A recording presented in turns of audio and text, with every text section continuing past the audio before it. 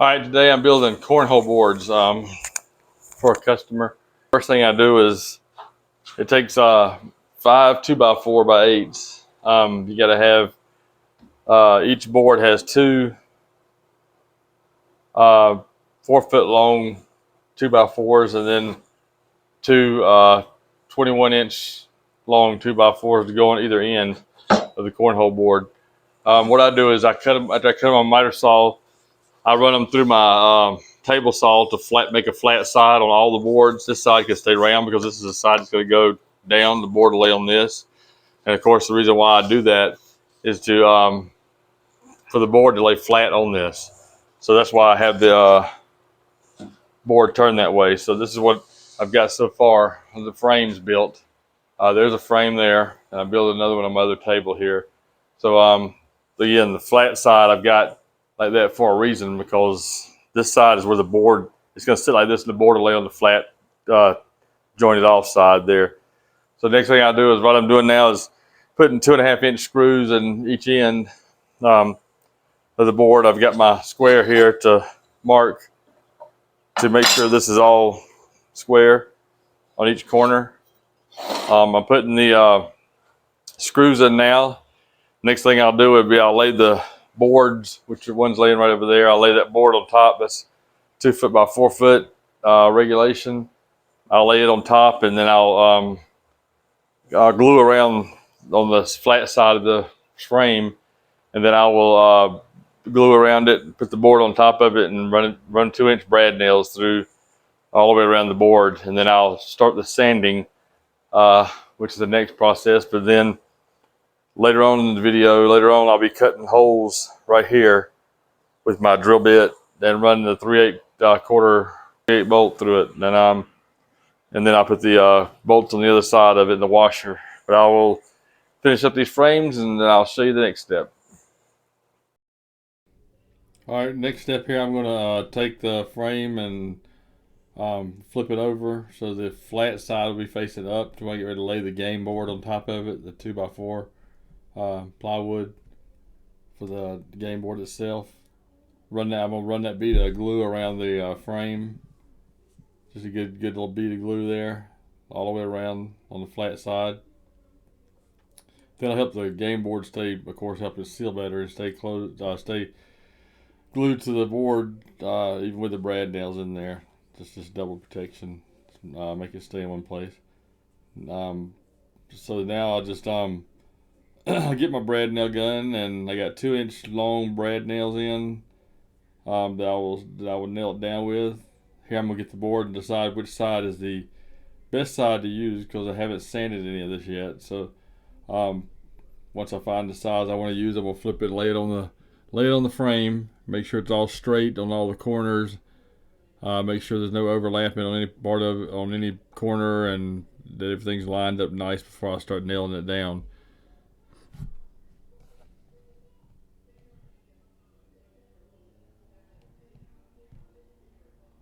You can shift it just a little bit to get it straightened away a little bit. Just want to make sure it's double sure it's all straight and nicely flushed against the frame before I start doing the nailing down, because definitely wouldn't want to pull this thing back up again if I determine that it's not straight once I get it nailed down.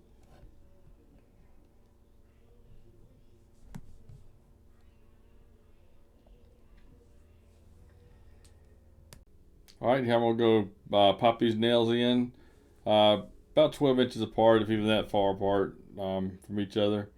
Probably more like 6 inches apart, I guess.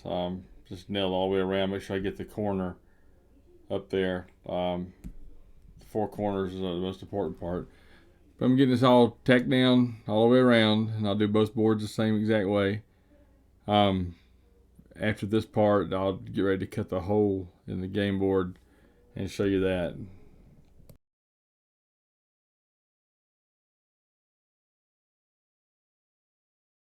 All right, before I cut the hole, I'm going to flip this board over. I'm getting ready to use my jig to, what I'm going to do is cut holes in the sides for the bolts to go into. So right here, I'm just making sure I got everything lined up when I flipped it over. this is the bottom of the board, and I'm going to get ready to decided to shift this thing around a little bit because the other side's better at the top than as far as the pattern. We get my drill bit now, and it's also a 3/8 drill bit, same as the bolt. Get this hole drilled in for the bolts to go through. I got some jigs I made here, so I wouldn't have to keep measuring every time. This one here has already got a pre-cut hole in it that's measured down to the right length, from the top to the hole where the bolt's going to go. So I just made me a block of wood, drilled that hole, and I just use it over and over again each time I make the hole. So it takes the measuring out of it. You have to worry about getting all the tape measure out and all that junk again. All right, now I'm gonna get my little clamps from Harbor Freight that I've got here. These things come in good for this purpose right here. I'm gonna clamp the board up against the frame, so when I drill the hole, it won't move around. Get my 3/8 drill bit out with my rotary drill. Get ready to get this thing going.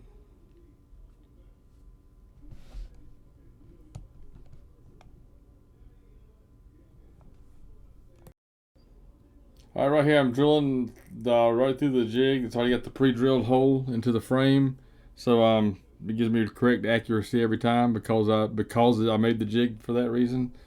It takes the measurement out of it and measuring out of it. So now I'll loosen up the clamp, do the other side the exact same way. This makes it a whole lot easier than having to measure each time. All right, the jig I got here is a jig for my legs. For my cornhole boards, they're already cut to measurements, and I already have the hole at the top where it's supposed to be according to the measurements that will match the measurements of the hole of the frame where the bolt's going to go through. This jig here is a hit every time, right on mark every time. It keeps me from having to flip the board over and measure and lay it over sideways and try to measure the legs right to get the correct 12 inches from the top of the board to the bottom of the leg. So what I hear is I just take my master cut, and I'm going to draw around the block of wood that's 13 inches long, and I'm going to cut off what I need to, miter cut the leg, and then drill a hole. Again, these jigs make it a whole lot easier than what I usually would do. I'm just measuring here just to make sure that everything is lined up correctly. Don't really have to do that because the jig is the same jig I use every time. So, but it makes it a whole lot easier. All right, now I got my 3/8 inch bolt. I'm gonna go ahead and do a dry run here just to make sure everything fits right. I'm gonna put it in the hole. I'm gonna attach the leg, the master copy leg, and just put it here just to see it, make sure everything lines up correctly. You always want to make sure these things are pretty much on the mark because I try to do them regulation size and regulation height and everything for the customer. So everything looks good there. It's leaning back about as far as it should be with this jig I've got, and then I'll cut the legs myself. Well, I'll go ahead and after this and cut all the legs just to get them ready to test those out as well. All right, let's get this thing flipped back over on this bottom side the way it's supposed to be. I'm gonna get ready now to mark the hole where the hole's gonna go, right here up at the top. I got a jig for it also. There's a jig for everything. Jigs make life a whole lot easier. So I just cut a little piece of plywood several months ago or years ago or whatever when I started doing cornhole boards. Measured the hole, the distance that it's supposed to be from the top to bottom and then side to side. On the board I wrote right side so I know which side. Because this board's not as wide as the game board, it's not 2 feet long. I mark it. I push it up against the right side. I mark right side of the board right where my tape measure's at right there. There I'm just showing you how it does measure out. 9 inches to the hole, and then a foot right to the middle of the hole from the sides. 9 inches down as the center of the hole. Get this thing lined up here and get ready to draw around it. Again, right here, measuring down to this would be a foot over from each side of the board. Like I said, this board doesn't really reach all the way across, so I know exactly where to put it as far as I flush the right side to the right side of the board over there. And then I got the top, 9 inches to the center of the hole. But this jig makes it a whole lot easier. I can use it over and over again instead of Only reason why I'm measuring this time is to show you the measurement, but normally I would just lay this board on top, get my Sharpie, my black Sharpie, and just trace a line around the hole. And then after I get that good and thick and black so I can see it, I'll get my router out and route that hole out, go around that black line right there. And this is a surefire work every time, that because of the jig, so it works pretty well. But I also I'm gonna bore a hole in the side of the hole of the cornhole board, the cornhole itself, so I have a place to. I don't have a plunge router, so I have a place to put the router hole in there.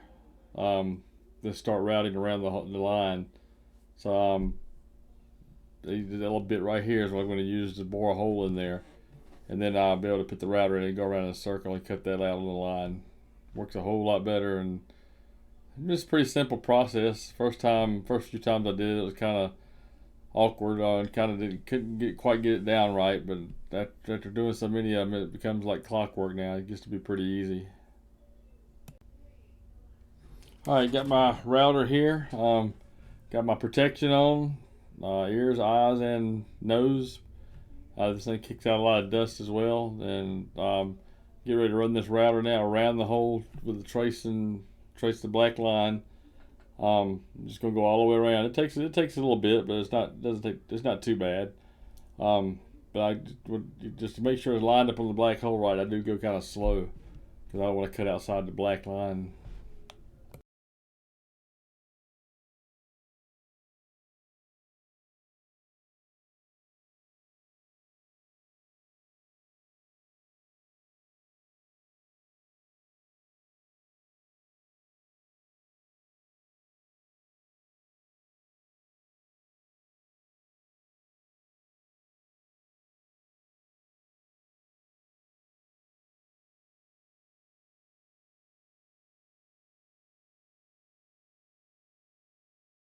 All right, once I get all the way around it, you'll see the piece just falls out underneath it. I'm cutting out, making sure I got good smooth edged around. I'm still going slow to make sure I stay inside the line. And there's a hole there. There's a clean cut hole. It's kind of real dusty, so I have to get my vacuum cleaner, my shop vac, and suck all this extra dust up. But there's a hole for the cornhole board. I'll take a little grit of 60 grit sandpaper here and go sand around that hole, so make sure it's good and smooth and there's no edges sticking up. And I don't want anybody to stick their hand down there and the edge would be so sharp that it messes their hand up or get a splinter or something. So I'll rub this 60 grit sandpaper around inside the hole and then up underneath the hole to avoid that from happening. You got the holes cut in the boards. Trying to make sure I got them a little bit even. Looks like I need to cut down a little bit right there. Right in there, I think. But the boards are cut. Now what I'll do is I'll take my 120 grit sandpaper on my Orbit sander, and I'll sand this whole thing down, sides, the top, corners, and then the next thing I'll do, I've got the holes already drilled for the bolts to go in. So the next thing I'll do after I do all the sanding, get it all nice and smooth and sand it down, is I'll cut the legs, miter the legs, and get them ready to put on there. What I usually do when I put the legs on there, like I said, I take them out of my carport and I test them. But I also have two of these nuts here that I'll use as a test run. These aren't the kind that kind that won't back off on you. These are just the regular nuts with no inside of them, non-backing off. But what I'll do is I'll put these on there on the legs through the boards, and I'll tighten them up as tight as they go, just enough to get me out of the carport to where I can test them out again. Because if for some reason they don't fit right, or I need to adjust the cutting on them or something, at least I don't have the nuts that are hard to back off. So I just bought two of these regular nuts here, hex nuts, and so they're easiest to take off just for the testing part only. So I always keep these in my cornhole bucket container and have those ready to go. So next thing I'll do is I'm going to sand this thing down, and Get it ready, put the legs on there. Once the legs and all that good stuff's put on it, once the legs are put on, I'll be ready to get ready to put the a coat of primer on the boards, because these are going to be red and black. So uh, it'll have a stripe run down this way, a stripe run down this way that will be white. So I'll do the whole things with a primer, Kilt's primer, and then I'll mark off the 2 lines that'll go down either side of the hole, and one section will be red, one section will be black, and then on the other board will be vice versa. So prime the whole thing, put the duct tape down to mark off where the white line's going to be. Then I can go ahead and paint the red. I can go ahead and paint the black. Pull the tape up, tape over the black and the red areas so I could paint the white down the stripes. So that's probably the longest process doing the artwork on these boards. It is making the boards. It took me about 2 hours to make the boards, if even that. Um, uh, Hardest part to me is the legs, getting them adjusted right and put on there right. All right, I got these boards primed with Kilt's primer, completely over the boards in the hole there area. Both of them are done. One sitting on the far table over there.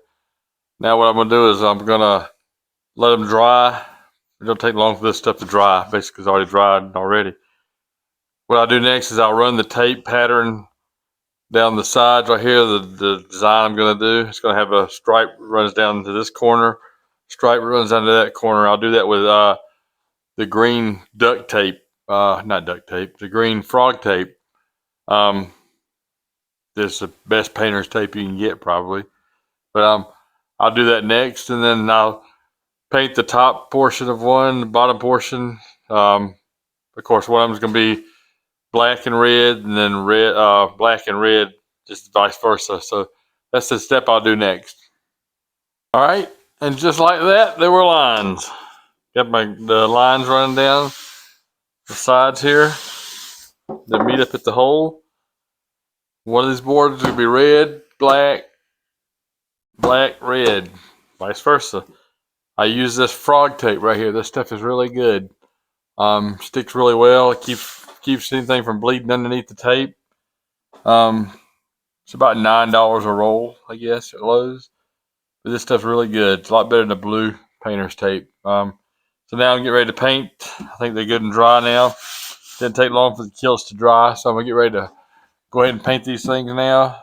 And these lines are gonna be white underneath the tape. So what I'm gonna have to do tonight is paint the boards. Let them dry. Wait till tomorrow night to come in here and put the tape on the red and black part to make my white line. So I'll show you what it looks like in a second. All right, got the red and the black painted on now. You see the 2 color patterns there. What I'm going to do now is I'm going to pull up the tape.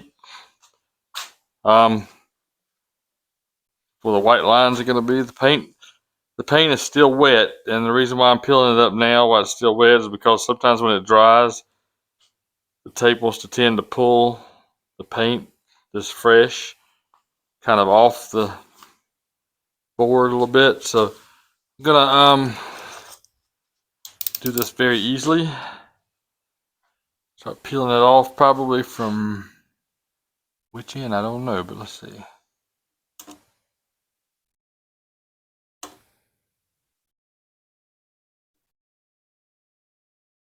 Let's try the other end. One thing about this frog tape is it does stick good. Trying to get it started is the thing. Let's see.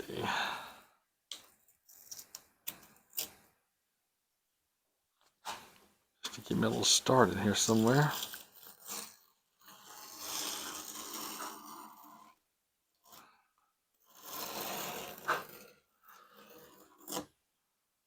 All right.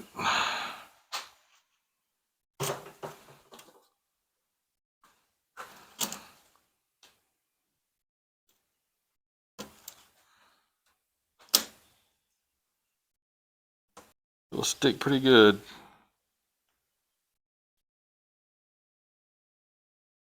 but that's a good thing because that way it doesn't bleed through. All right, there we go. There's the white line. So now what happens next is I'm gonna let this dry overnight, and then once it gets good and dry, I'll put tape on these sides and do my white line going down that way. Once all that dries out. So that's the gist of it. That's one board. I got another one behind me I'm going to do, but you get the idea of what it's looking like now. So next thing I do, I'll be back on video with the white line. And when all that's done, I put about 3 or 4 coats of polycleric or polyurethane probably over all this thing to seal it up. But till next time.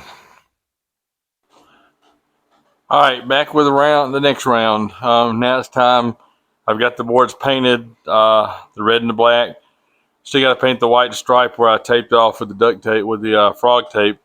But before I do that, I'm gonna go ahead and put the legs on these things now, and that part will be out of the way with. Then I'll start the painting of the white stripe, and then the next step would be the polycleric or polyurethane coating, which would be like 4 coats. But I'm going to put the legs on now on these things. This is the part that's kind of tricky sometimes, but I did buy this new part to go. I had a ratchet. I was using it first, but I purchased this little thing right here from Harbor Freight that will attach to your socket. And I can put it on my drill. Makes it a whole lot easier, a lot quicker. Other than using this thing, the ratchets. That was a slow process, so this is a lot quicker. Make sure I get them laid out right. Get my 2 bolts, 2 washers, and 2 nuts.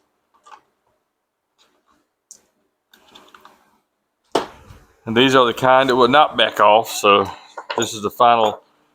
I did the dry run with the hex nuts that would pretty much just turn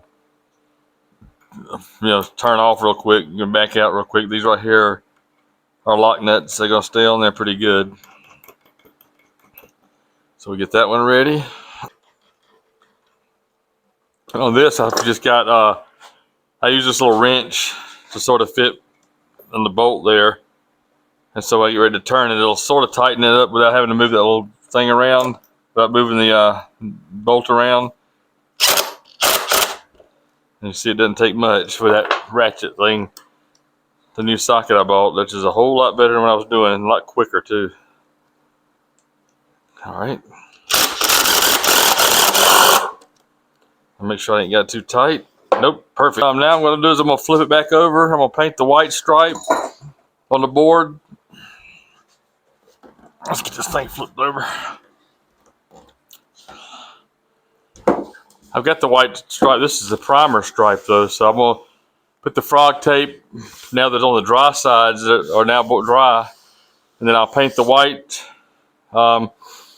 strip, and the other one will be the same way. And then I'll start putting some coats of polyurethane on this thing, finish it off. I've got some handles that I'm going to screw on the sides of these also, and that'll finish this off. But that's pretty much the way it's made. Most of my boards are all the same. I had the jig for the hole, the jig for the legs. Use frog tape, the green frog tape, which is, like I said, not about $9 a roll at I'm going to say Kroger. $9 a roll at Lowe's.